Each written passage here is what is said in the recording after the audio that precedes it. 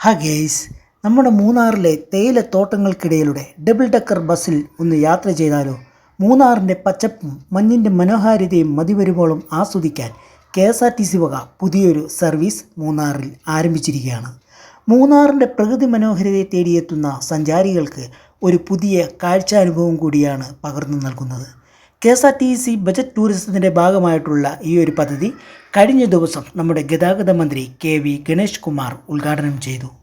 വിനോദസഞ്ചാരികൾക്ക് മൂന്നാറിൻ്റെയും സമീപ പ്രദേശങ്ങളുടെയും സൗന്ദര്യം ഉയരങ്ങളിലിരുന്ന് ആസ്വദിക്കാൻ KSRTCയുടെ royal view double decker bus മൂന്നാറിൻ്റെ പ്രകൃതി രമണീയമായ കാഴ്ചകൾക്ക് പുതിയൊരു അനുഭവം പകരുന്നതാണ്.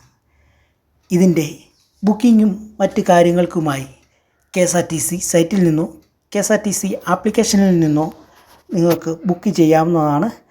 മൂന്നാർ KSRTC സ്റ്റാൻഡിൽ നിന്നും ഗ്യാപ്പ് റോഡിലൂടെ ആനയിറക്കൽ ഡാമിനടുത്ത് വരെയാണ് നമ്മളുടെ യാത്ര. രാവിലെ 9 മണിക്ക്, ഉച്ചയ്ക്ക് 12:30, വൈകിട്ട് 4 മണിക്ക്, അങ്ങനെ 3 സർവീസുകളാണ് നമ്മുടെ royal view double decker bus നടത്തുന്നത്.